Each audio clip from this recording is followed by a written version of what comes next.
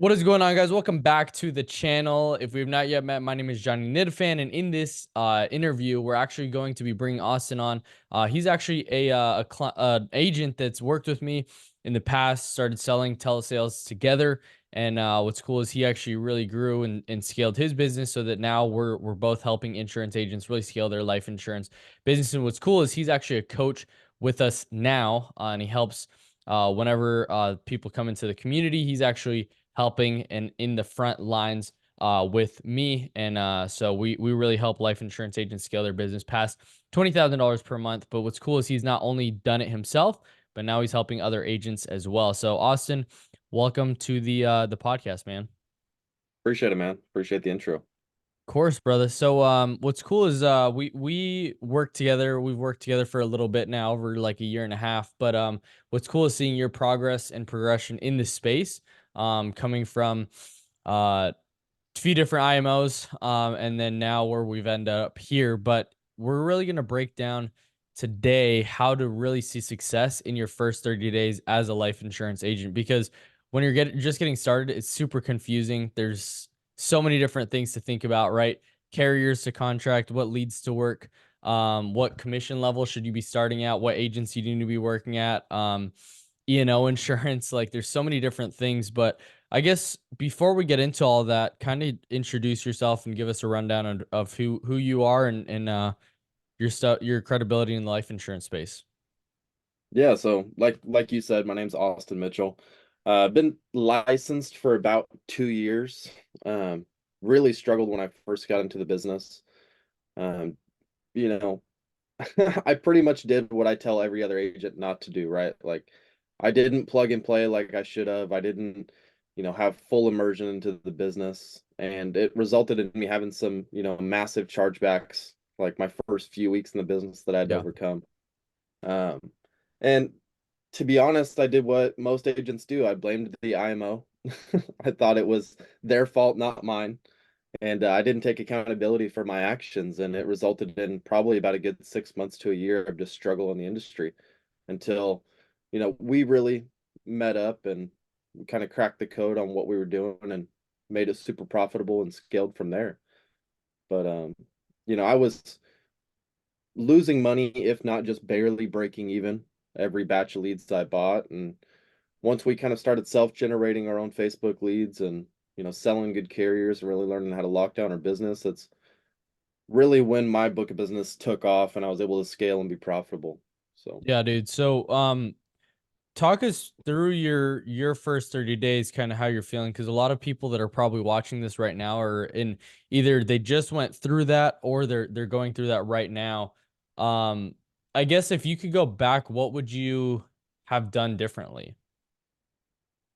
I probably would have vetted the IMO and the leads I was working better first, right? I Yeah. had good. How'd you find your first IMO? And then what would you again have done differently? I mean, how I found it was pretty much YouTube. At the time during that around COVID, um, there was so many podcasts out there, and TikTok, videos, how you can make 20, 40K a month and it's super easy. You're just calling people up on the phone, going and seeing them at home, writing applications. It's just selling insurance. And I thought it would be the easiest thing ever. So I ended up joining an IMO. I plugged in. I thought I was doing the work. I did practice the script. I plugged into all the Zoom meetings, and ultimately I ended up going in home. But looking back on it now, the lead source that they had me working to go in home probably wasn't the best. So it What were was you working, age leads, or what kind of leads were you working? a combination of just Direct mail? general life, like internet leads, aged and a few new, whatever I could afford at the time. But yeah, I mean, it was just I didn't have a lot of training, was getting no showed like crazy, which is to be expected. I mean, as a new agent, but um, really didn't. I didn't have the self drive to kind of get through that learning curve, to be honest. Probably wasn't the best situation looking back on it now, but like I said, I should have took more self accountability, should have pushed through a little bit harder, and probably could have made it work, but wasn't the ideal situation. For sure. Yeah, there's a lot going on, right? And so the first thing that you want to do when you're just starting out is obviously finding the right IMO. And when you're going in these processes, they're gonna make you feel like they're interviewing you for the job, which to be honest, Yeah. it's just gonna be like them asking maybe a few questions and then they're gonna bring you on board because their job is to recruit as many of agents as possible. And a lot of people, a lot of times in a lot of agencies, you're gonna be just a number to them, right? So you see people hiring all these people, and it's like, how many people actually are sticking in the first 3 months? How many people are actually around during that time? So it's a rinse and repeat system. And so just know that, to be honest, you have more leverage in that way of like, hey, ask them questions. That's going to be the first step of asking them for help, right? And seeking that, because what's going to happen is that interview process is going to translate directly to the sales process and their training system. They might say they have an amazing training system, but if you're if you're coming in and you're asking a bunch of questions, they're like, watch the videos, do this, ask somebody else. It's like that's exactly how that's actually going to be when you come into their organization. Nothing's going to be different. They just want the kind of dopamine hit of recruiting a person, rather than like actually helping you for the long term. So if that's a good place to start, is actually vetting them and saying, okay, what's your training process look like? How are the leads generated? Can I talk to some of the people that have come in, seen success, and have scaled their business with these types of leads, right? Asking these questions, but also figure like, I mean, watching YouTube videos is a great idea to be able to figure out, okay, what's real and what's not. Do the people that I'm recruiting, like, or recruiting me, do they have a track record? Do they have somewhat of a social presence? If they do they show like actual receipts of what they've done? Um, and really like vet them in that way. But not only, okay, the sales process, okay, what's the sales training like? What's that look like? Are we role playing? How much like access do I have to you or to other people? Is there communities, there are other people that are going to be coming in that I can get help from, as well? So there's a lot of questions that you need answered before you actually dive deep in. So that's kind of the first thing, right? Because there's a lot of different things. And so when you're coming in, you have to understand that you're a business owner. You're actually creating a business here. And so I guess like talk us through a little bit, Austin, like the difference between like just being a sales agent compared to coming in and actually being a business owner, and like the mindset behind that. Well, yeah, I mean, the first thing you're gonna want to do is, I mean, track all of your numbers. We always talk about having a good lead source and being able to close those effectively, but what really matters, it doesn't matter if it's a $50 lead, $60 lead, or it's a, $3 to $5 lead. What really matters is like cost per acquisition. Like, Yeah. how much is it going to cost me to acquire a new client? And those are numbers you really have to track, and you can backtrack those to scale your business. So when Track, somebody asks like how do you actually calculate your cost per acquisition, um, what does that look like? yeah, so you take your lead costs per sale, right? So it's how much did this, how many leads did I have to go through in order to get one sale? So if you bought 100 leads and you made, 5 sales or 10 sales, whatever that looks like for you, that would be, your cost per acquisition. Yeah. Yeah, so whatever you spent on the leads divided by like how many The sales you number of sales. made, that's actually going to get your cost per acquisition. That's what's really crucial, because you can get these $4 leads that are cool, but if you're only closing one out of 100, you're spending $400 to actually acquire a client, and that leaves not much room for actual ROI. And sustainability in your business and profitability, right? You're probably not going to find a lead source that you're going to get a 10 to 20x ROI, even though that is possible in some cases, right? Like Max has done it, Chase has done it, Gonzalo's done it, we've done it at times, but like it's not typical. And so if somebody's promising that, it's a red flag, right? Typically, especially working leads, you should be looking at a 3 to 4x ROI. But as you get better at sales, sales actually allows you to increase your ROI. So, um, So, but talk us through like the mindset of being a business owner. Like I feel like there's so like in this industry, a lot of people come in and they're like, "Hey, I'm just going to be a sales agent and I just need to sell insurance," when it's really like actually being a business owner. Well, I think one of the biggest things you can do is taking like accountability for your actions, right? And being able to have consistent goals that you actually follow through with day in and day out. What One kind of the of biggest, goals? Because I know a lot of people are like, "Hey, I want to make $100,000." But I think that what we do in the community is like we set input based goals. So what like when you're game planning with a new agent, what does that actually look like? yeah, so based off, how much leads that are going to have coming in daily. And obviously that compounds over time as you build up a base of leads in your CRM. But, what does that look like as far as, dials, contacts, presentations to sales ratio every single day? As a brand new agent, we really just try to commit to a number of dials or presentations in a day just to try to get through that learning curve. But, ideally, as a brand new agent, you want to do as much activity as possible. So depending on your lead flow, you just have to get obsessed. You have to get crazy, and insurance has to be your life, or else that learning curve just it takes way longer than it should, and it raises the likelihood that you're going to fail out of the business. Yep. Because most importantly, you want to get profitable. So the way you get profitable is learning as fast as possible, and it's Yeah. really not by studying a script or you know, learning about the products. It's about doing the boring work, dialing the phone, getting in front of people, and learning trial by error. Yeah.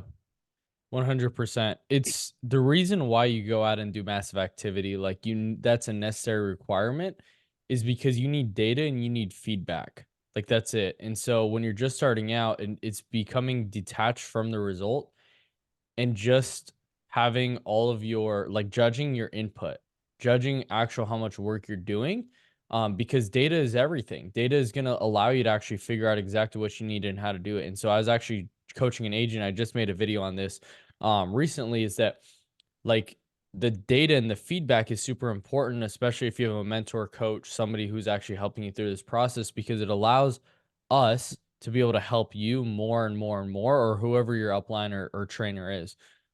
Because there's no that the feedback and the data that you get will actually allow you to be able to make strategic decisions on what problem you actually need to solve in your business.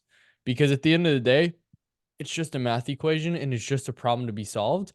And so you have to figure out, okay, what problem am I actually trying to solve? And you can't actually answer that question factually when you don't have any data. And so this agent was like, "Hey, I don't think I'm profitable." And we actually broke down the numbers and he's almost getting a 4x ROI on and he's only been doing this for about 15 to 18 days and he's already profitable. He's already 3 to 4x his money, and that doesn't include half of his business that hasn't even paid out yet. So he's probably going to be closer to a 6 or 7. So that's why data is important, because especially when you're just starting out in the industry in your first 30 days, it's an emotional roller coaster. I remember my first 30 days. I remember first week I set 17 appointments and two people showed up. One person was just like, "Give me the prices," and I like wanted to walk him through the sales process. He's like, "Give me the price or I'm hanging up," and he ended up just hanging up. And so it's just like getting that activity, because then I actually had some data to go on and say, okay, I need my show rate to get better. I need to set more quality appointments. And then that allowed me to, okay, once I got that and figured that out, then it's actually presenting, taking people through a sales process. And then once I got that down, okay, how do I increase the lifetime value per customer?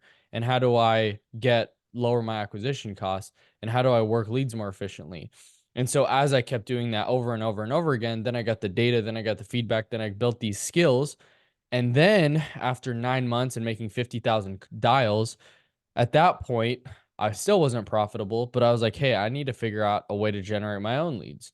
And so that was the problem to be solved at that point. Is I took everything off the table, that it wasn't my sales ability, because I'm barely breaking even on leads that I could generate myself for 10x the price or 10 times lower the price.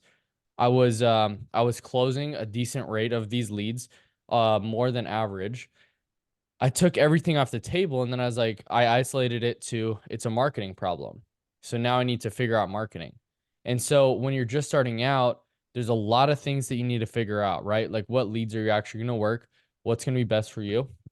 I think what's really important is to establish habits, um, and habits in your business. So, like, what are some good habits that a new insurance agent should pick up when they're just starting out?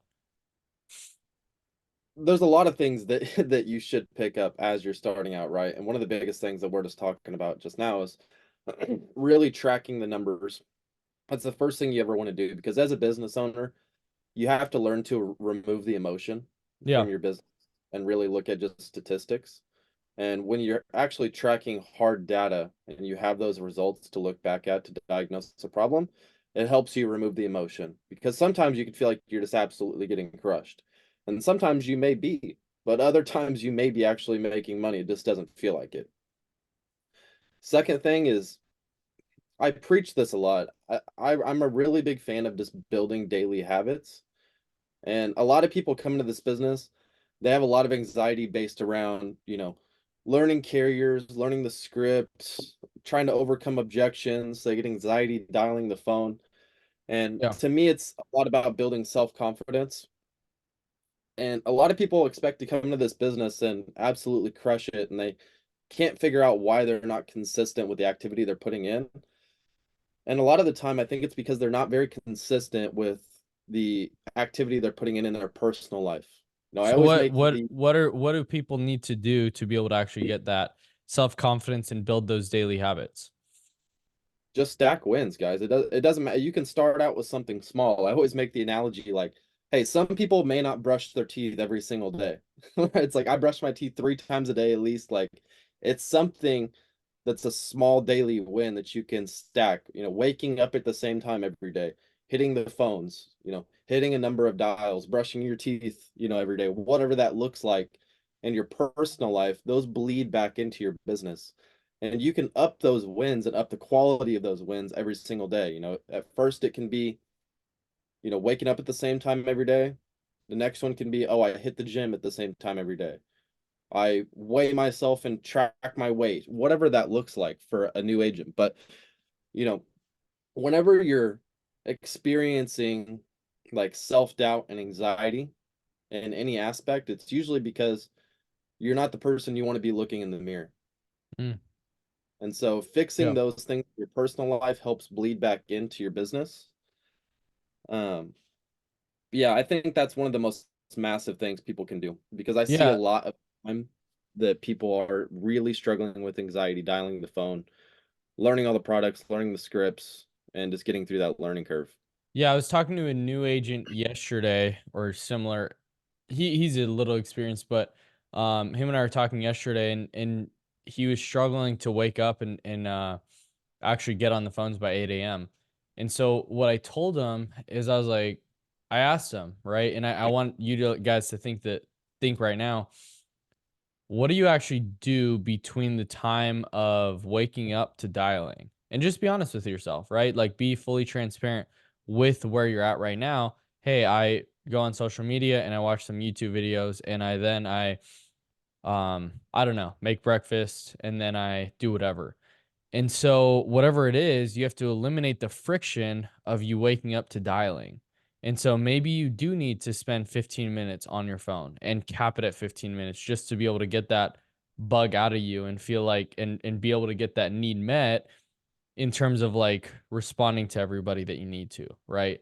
Probably don't have a ton of people that you need to, but just say, "Hey, okay, 15 minutes and then I'm done." And then I'm putting the phone in the other room and I'm stepping in. So what you have to do is to be able to master a habit, you have to master the first 1 to 3 steps ahead of it as well, right? So when I wake up in the morning I was seeing a lot of friction in terms of getting to the gym, and it took me a lot longer to get to the gym. And so I eliminated that by saying, "Hey, what I'm gonna do is I'm gonna set my clothes up out at night every morning or every night for the morning." So it's already set out and it's right in front of me, so I can't miss it. It's on my stairs to be able to get upstairs. And I don't go into the bathroom in my room because it would wake my wife up. And so what I do is I wake up and then I see my clothes, grab most of them, and then I go upstairs, I go to the bathroom, and then I weigh myself. And then I put my clothes on, I get my energy drink and water out of the fridge, and then I go back downstairs and I never step into the office because I know that I'm going to stay here for probably an hour to 2 hours and just find stuff to be busy in, right? And so you have to have the intentionality, like what are the literal every single second, planning that out to be able to get to you getting on the phones, right? Because there has to be intentionality, there has to be forethought in how you're going to do that. That's the way that you're going to see success. If you expect success to just come to you, it's not going to. So you have to be very, very hyper intentional that, hey, this is the exact thing that I'm going to do. I'm going to follow this and I'm going to make sure that I do it even when it feels uncomfortable. I'm going to do that day in and day out, day in and day out, day in and day out until it just becomes habit. And so, but you have to reward yourself in the process, right? And so the way that I got the habit of going to the gym is right before I drink an energy drink. Boom. That's like an instant, like it tastes good.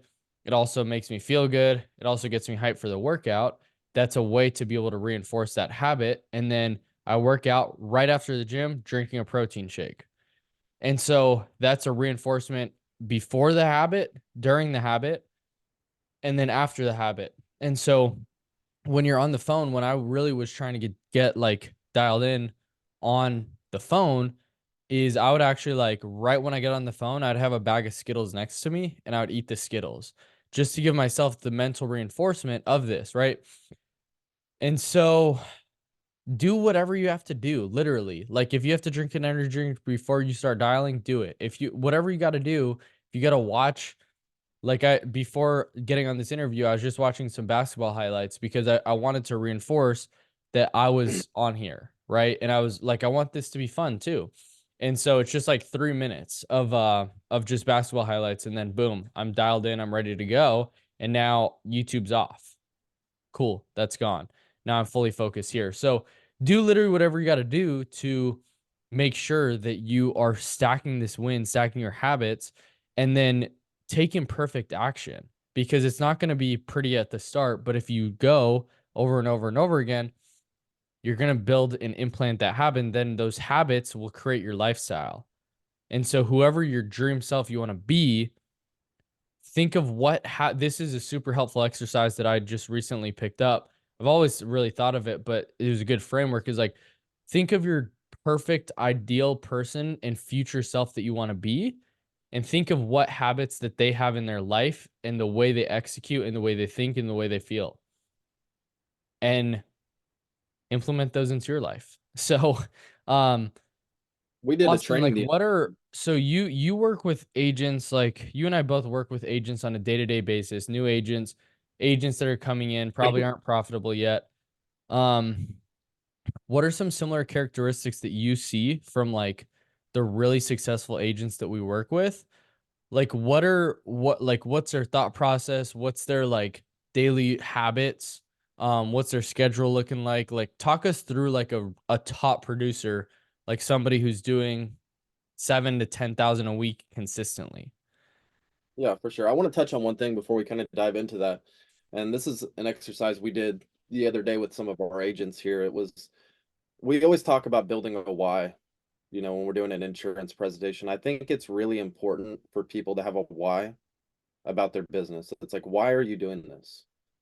So I had everybody take a few minutes during our training the other day and really give it some deep thought about why they're doing this, why they wanted to join the insurance business, and what they're doing it for.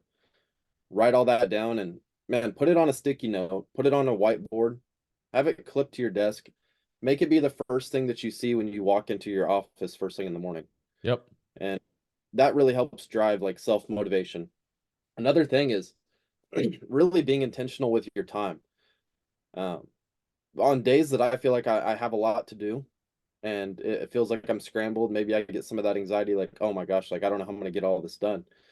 It's really helpful if you break your day down in 10 to 15-minute increments.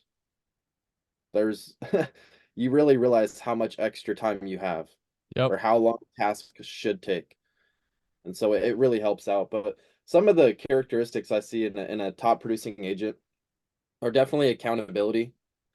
Starting the same time every single day, being consistent. What that looks like usually is, when they're struggling, 8 to 8.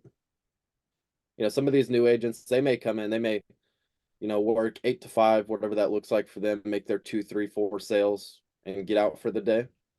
And you can do that once you're at a high level. But for people mostly coming in, like we said, get immersed in the business, give Yep. massive action, work as much as physically possible, whatever that looks like, 10, 12 hours a day to get through the learning curve. Another thing I want to touch on is top producing agents are always seeking new information. They're not afraid to reach out and ask for Yeah. help, and they're not like scared to like be humiliated, really. Like if they screwed up a presentation, they want you to hear it Yep. because they want back to get better. So they're really comfortable just being uncomfortable. Yeah, so I would say like what I'm seeing in terms of tactical things, right? Because you were talking about more like high level things, which is awesome. I think in terms of tactical things, they're on the phone by 8 a.m. They're For dialing sure. consistently. They're not letting their emotions get in the way. If they're getting a hang up, they take it and move on within 5 minutes and they're on the phone dialing again. If they're not presenting, they're dialing the phone. They're very focused. They're actually like they have only the script up, the insurance toolkits, and the CRM, and that's it, right? They're using Kixie, they're using an AI system that like helps set appointments on their calendar. They're self-generating their leads. They're really owning their source. Really look at this as a business rather than like just being a sales guy. And so they're really getting like, what's our cash flow looking like? What's our ROI looking like? What are we doing? How are we able to sell more? They take full responsibility, right? Like they're not at needing somebody to reach out and say, "Hey, are you getting on the phone by 8?" They're on the phone by 7:55, 8 o'clock. They're the first person that's reaching out in Slack saying who's got my money, right? Like who's like who am I gonna go and help today? And so they're taking initiative. They're holding themselves accountable. And so these are things that if you want to succeed as a new insurance agent, you can't say, hey, at some point I'm gonna be successful. You have to say, hey, I'm gonna take massive action right now and I'm gonna implement these daily habits right now. I'm gonna do this right now and really treat this as a life or death situation. Because the reality is, a lot of people come in and they're like, "Hey, in 6 to 12 months, I want to be making 8 to 10,000 a month, but why not now?" And so you give yourself an excuse to wait 6 to 12 months. But if you actually like, it might take that long, and so you have to have aggressive, massive action right now in the micro, but on the macro, you have to be extremely patient. And so I think that's a long term that'll serve you really well. You have to have micro execution and just hyper execute every little thing that you hear and say. But then on the macro, you have to be extremely patient and think on a long time horizon. So, what does that actually look like for you as an insurance agent? You have to be saying, hey, if it takes 10 year or 3 to 5 years to be able to make 10,000 a month, it's worth it. But in the micro, it's like, why am I not doing it right now? What's holding me back? What problems do I need to solve to be able to actually get to that spot right now? How do I make $2,500 this week? How do I make $500 per day? What exactly do I need to do? What actions do I need to take? What am I doing and what am I not doing? Doing self check ins with yourself. Okay, what's working, what's not, and being detached from what you're seeing, giving yourself advice. And so, these are things that will help you have extreme success in your first 30 days because your first 30 days are crucial, right? And so if you don't get off on a fast start, not in terms of results, but in terms of your mindset and execution and using the excitement that you have coming into the industry and using those to enforce your daily habits and actually implement those into your life. Because how I think of it is whenever I get excited and peak motivation, I know that's not going to last forever. And I know that there's going to be huge L's that I'm going to have at some point, one day or another, right? There's things that are going to happen that are going to kill my motivation. But how, like, you're not going to rise to the level of your potential. You're going to fall to your standards, right? So, what are your standards as an insurance agent? So, what you do with the motivation, with the excitement, is you build habits in your life to sustain it long term and create standards in your life of standards of making 10,000, $20,000, $30,000 per month. And so when you have that peak motivation, use that to say, hey, every single day, I'm going to wake up by 5 a.m. I'm going to wake up by 6 a.m. And there's power in starting a habit and never quitting it. And so what I would say is don't think of every little thing that you can do. Think of the 3 things that you will never stop doing and do those on a consistent basis. I've made YouTube videos almost 50 days straight now. It hasn't been easy, but it's because I chose one little thing and one small thing, and I've decided to execute on it every single day for 50 days straight, almost 2 months straight of making a YouTube video. And so I went to the gym 50 days straight because it was something small that I knew I could do every single day. So I know this is a ton of information. There's a lot of different things and tactical things that you can take from this interview, but if you could only take one thing, it's figuring out on the grand scheme of things, what can I implement into my business in my life that I will never not do ever again? Because if you're not going to do it for the rest of your life, it's pointless of doing right now. So think about what you can guarantee commit to every single day and then do it. So Yeah. Austin, I don't know if you have any last minute thoughts in terms of how an insurance agent can really win in their first 30 days. Yeah, I mean, I think a lot of people just they overcomplicate it, guys. Like, Yeah. don't overcomplicate the business. I mean, it's the business is hard, but it's simple. It's, top agents, they're really only doing 2 things. I mean, they're chasing income producing activity 24/7. When it's time to work, their butts are in the seat. They're not sitting on Facebook or Instagram. Yep. They're doing 2 things. They're either talking to somebody or they're dialing the phone, and that's it. And if you just do those 2 things during the set time that you're going to be dialing, the phone's ringing or you're presenting to somebody, and that's it, you'd be surprised how much work you can really get done. Huge. Where can people reach out to you, man, and follow on your journey and get some sales tips and advice from you? Yeah, for sure. I mean, just now starting to put out content on YouTube. You guys can follow me there. It's Austin_Mitchell 1. And then on Instagram, I should know this by heart, but I don't. Just It look up is Austin Mitchell. That's Austin.Mitchell98. So Let's if you guys go. have any questions, you guys want to reach out, you guys got anything you guys really want to talk about or you're struggling with, feel free to reach out.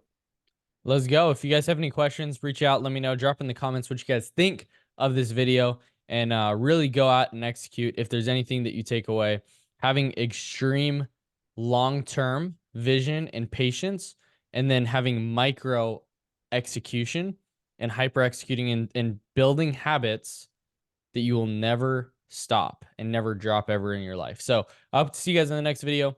Don't forget to like, subscribe, comment, share this with a friend if you found it valuable. And I'll see you guys on the next video. Peace.